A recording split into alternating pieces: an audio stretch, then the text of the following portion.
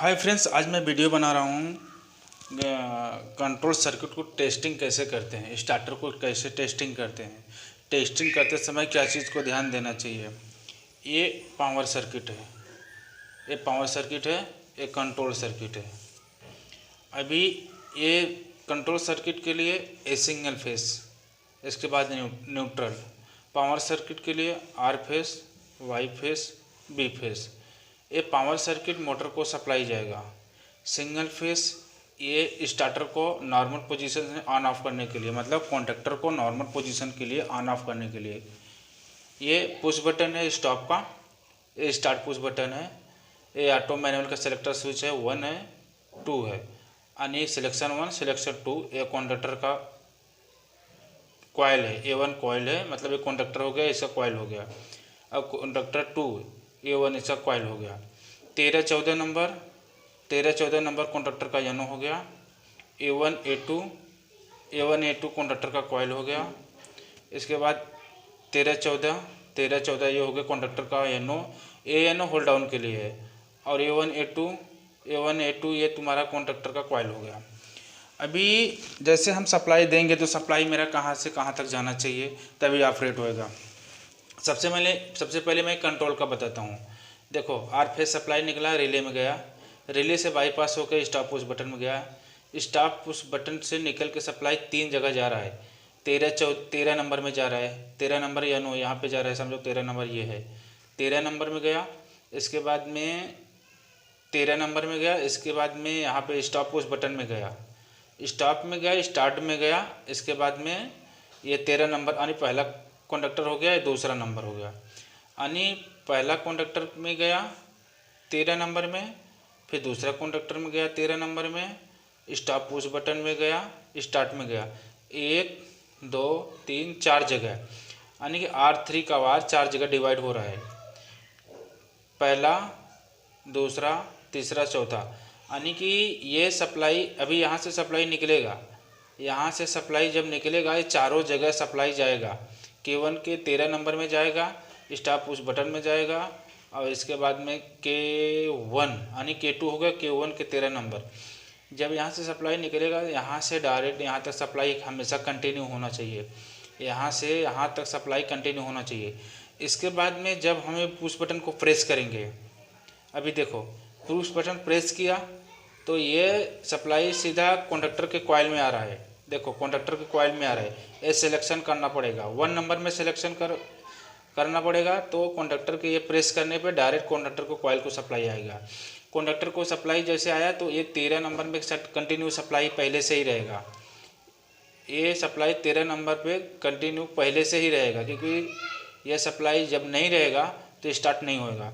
तो फिर ये यहाँ से पुश बटन जब प्रेस किया आपने, डायरेक्ट सिलेक्शन 1 पे रख दिया, पुश बटन पर प्रेस किया, डायरेक्ट कॉइल को सप्लाई मिला। जब कॉइल को सप्लाई मिला, ये 13-14 नंबर एक मैग्नेट की जगह चिपक जाएगा, मतलब होल्ड में हो जाएगा, तो पहला कंडक्टर ऑन हो जाएगा। यानी कि यहाँ से लेकर स्टॉप पुश बटन लेके स्टार्ट पुश बटन के यहाँ K1 K2 के यनो में से कंटिन्यू सप्लाई रहेगा। इसके बाद में जैसे सिलेक्शन 1 पे डाल दिया, इसको प्रेस किया, डायरेक्ट कॉइल कॉन्टैक्टर को कॉइल में मिल गया, सप्लाई जाएगा। फिर इसके बाद में ये मैग्नेट की तरह चिपक जाएगा, 13-14 नंबर होल्ड हो जाएगा। अब पहला कॉन्टैक्टर ऑपरेट ऐसे हो गया। और दूसरा कॉन्टैक्टर ऑपरेट करने के लिए इसको सिलेक्शन 2 में करना पड़ेगा। 2 में करने के बाद में ये पुश बटन प्रेस किया, तो ये प्रेस करने के बाद में जैसे प्रेस करेंगे सिलेक्शन 2 पे रखेंगे तो ये NC हो जाएगा। ये NC हो जाएगा तो ये प्रेस करने के बाद ये NC पहले से ही रहेगा, क्योंकि सिलेक्शन करके छोड़ना पड़ेगा। ये प्रेस करने पर डायरेक्ट कॉन्टैक्टर के कॉइल में सप्लाई जाएगा। कॉन्टैक्टर के कॉइल में सप्लाई जाएगा, ये मैग्नेट की तरह यनो का NC चिपक जाए तो कंटिन्यू कॉन्टैक्टर ऑन हो जाएगा। ये आपको स्टार्टर टेस्टिंग कैसे करते हैं वो चीज़ मैं बता रहा हूँ। ये स्टार्टर स्टैंड बाई वर्किंग है। अगर पहला वर्किंग में है तो दूसरा स्टैंड में रहेगा, पहला वर्किंग में है दूसरा स्टैंड में रहेगा। इसके बाद में दूसरा वर्किंग है, पहला स्टैंड में हो गया। ये स्टार्टर स्टेबल प्लांट में रहता है, क्योंकि वो 24 आवर्स स्टार्टर कंटिन्यू चालू रहता है। तो 12 घंटा के स्टार्टर चलेगा, 12 घंटा दूसरा स्टार्टर चलेगा। समझो पहला स्टार्टर 12 घंटा चल रहा है, तो इसके बाद में 12 घंटे के बाद सिलेक्शन 2 पे डालेगा, दूसरा चालू हो जाएगा। क्योंकि अगर कंटिन्यू एक ही स्टार्टर 24 घंटा चलेगा, स्टार्टर जल जाएगा। तो इसके लिए रेस्ट लेने के लिए स्टैंड बाई वर्किंग स्टार्टर बनाते हैं। ये एसटीपी प्लांट में लगता है। ये मोटर है। अगर ये मोटर रिले रिसेट हो गया, देखो मेन कंट्रोल करने के लिए मोटर को रिले ही है।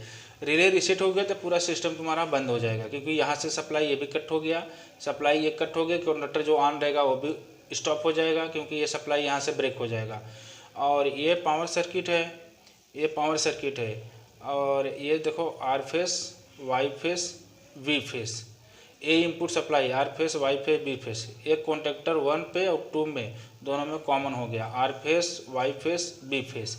फिर उससे नीचे साइड से सप्लाई निकला कॉन्टेक्टर 2 में और 1 में, R phase, Y phase, B phase common में हो गया। इसके बाद में ये सप्लाई नीचे सीधा मोटर में जा रहा है, मोटर में जा रहा है। जब भी ये अभी समझो रिले रिसेट हो गया तो दोनों स्टार्टर तुम्हारा ऑन नहीं होएगा, क्योंकि स्टॉप हो जाएगा। अगर स्टॉप नहीं हुआ तो मोटर तुम्हारा कॉन्ट्रैक्टर कंटिन्यू चालू रहेगा, मोटर को सप्लाई मिलेगा तो जल जाएगा। इसके लिए जब भी ओवर करंट होएगा तो ये रीसेट मार देगा, तो कंट्रोल सर्किट सब बंद हो जाएगा, पावर सर्किट दोनों बंद हो जाएगा। मतलब ये हो गया, पहला कॉन्ट्रैक्टर अगर पहले पे चालू है तो कॉन्ट्रैक्टर पहला रीसेट हो गया तो ये भी सप्लाई पूरा बंद हो गया, दोनों बंद हो जाएगा।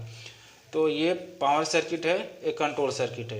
ये देखो R1, R2, R3, R4, R5, R6, ये इसमें जितना वायरिंग है, ये देखो जितना मैं लिखा हूँ R1, R2, R3, R4, R5, R6, ये वायरिंग है। ये वायरिंग कंट्रोल सर्किट का फेरुल में वायर में डालते हैं इसके लिए, ताकि हमको मालूम पड़ना चाहिए। अभी देखो R1 का वायर कहाँ कहाँ गया, R1 का बी फेस से निकाला सीधा 95 में गया, R1 ये वायर यहाँ से यहाँ तक गया। फिर दूसरा वायर निकला R2 96 से स्टॉप पुश बटन में गया, दूसरा वायर बस यहीं से ब्रेक हो गया। अभी तीसरा वायर R3 निकाला, R3 का वायर निकाला 1 2 3 4 जगह जा रहा है, 4 जगह सप्लाई कॉमन में जा रहा है। 13 नंबर K1 के 13 नंबर में जा रहा है, K2 के 13 नंबर में जा रहा है, स्टार्ट पुश बटन के अपोजिट ऊपर की साइड में जा रहा है। R3 का वायर 4 जगह 1 2 3 4 जगह जा रहा है, 1 2 3 4 जगह जा रहा है। इसके बाद में R4 का वायर स्टार्ट पुश बटन से 1 और 2 सिलेक्शन, मतलब starter number 1 selection, starter number 2 selection, start push button. R4 का 1 2 3 जगह सप्लाई जा रहा है R4 का।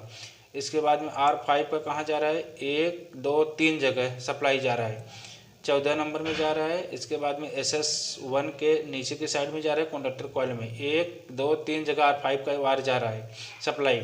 इसके बाद में R6 का 1 2 3 जगह जा रहा है, मतलब 1 2 3 जगह कनेक्शन हो रहा है R6 का वायर। अगर ये नंबर नहीं डालेंगे तो मालूम नहीं पड़ेगा वायर कौन सा कहाँ पे जा रहा है। तो ये हर वायर के अंदर फेरुल डालना बहुत ज़रूरी होता है। ये कंट्रोल सर्किट हो गया। कंट्रोल सर्किट इसके लिए वायरिंग करते हैं कि कंट्रोल सर्किट नॉर्मल पोजीशन से हम कॉन्ट्रैक्टर को ऑपरेट कर सकते हैं, और इसको सेफ्टी का चीज़ समझो रिले है, वो नॉर्मल पोजीशन से रीसेट होने पर ट्रिप में मार देता है, बंद भी होता है। इसके लिए कंट्रोल सप्लाई है। पावर सप्लाई क्या करता है, पावर सप्लाई ये खाली कॉन्ट्रैक्टर को मोटर को डायरेक्ट सप्लाई देता है। कॉन्ट्रैक्टर ऑन होगा तो रिले में आएगा, रिले से कॉन्ट्रैक्टर मोटर में जाएगा। यानी ये पावर सर्किट है खाली तुम्हारा ये मोटर के लिए है, और बाकी कॉन्ट्रैक्टर को नॉर्मल पोजीशन से स्टार्ट करने के लिए कंट्रोल सर्किट है। और A1 A2 कॉन्ट्रैक्टर का कॉइल हो गया वर्क पहला में। दूसरा में A1 A2 13 14 दूसरा हो गया, A1 A2 दूसरा हो गया। यानी कि ये A1 A2 कॉन्ट्रैक्टर का कॉइल भी हो गया, 13 14 जनो हो गया, ये भी 13 14 जनो हो गया, A1 A2 कॉइल हो गया। देखो अभी ये मोटर हो गया, मेन चीज़ मोटर है। मोटर को सेफ्टी करने के लिए रिले दे दिया। रिले इसके लिए दे दिया कि सभी, अभी समझो रिले तो मेन चीज़ है, मेन कंट्रोल करने वाला है रिले। रिले के ऊपर पूरा सर्किट ऑपरेट होता है। अगर रिले रिसेट मार दिया पूरा सर्किट बंद होना चाहिए। अगर से पूरा सर्किट बंद नहीं हो जाएगा तो मोटर जल के पूरा वायर पूरा जल जाएगा, ब्रेक हो जाएगा, कंडक्टर भी जल जाएगा, वायर भी जल जाएगा। सबसे बड़ी चीज़ स्टार्टर में सेफ्टी देना, मोटर में सेफ्टी देना, स्टार्टर में सेफ्टी देना मेन चीज़ है। अगर स्टार्टर में सेफ्टी नहीं है तो मोटर 100% जलने वाला ही है, क्योंकि कभी लोड कम ज़्यादा होता है, कम होता है, कभी ज़्यादा होता है। तो क्या करता है, रिले ही कंट्रोल होता है, रिले ही कंट्रोल करेगा। अभी देखो ये यहाँ से सप्लाई निकलेगा, यहाँ से यहाँ तक पूरा यहाँ तक हमेशा रहेगा। अभी पुश बटन को सिलेक्शन करने के बाद पुश बटन प्रेस किया तो ये पहले पे डालेगा तो पहला मैग्नेट की तरह चिपक जाएगा। जब चिपक जाएगा तो K1 ऑन हो गया पहला। इसके बाद दूसरा में डाला, अगर दूसरे में डाला यहाँ से प्रेस किया, ये चिपक जाएगा। यानी स्टार्ट पुश बटन, ये तुम्हारा स्टार्ट हो गया। और सिलेक्शन 1 सिलेक्शन 2, और ये कंट्रोल सर्किट हो गया, ये पावर सर्किट हो गया, जो मैं आज का वीडियो बनाया हूँ स्टैंड बाई वर्किंग।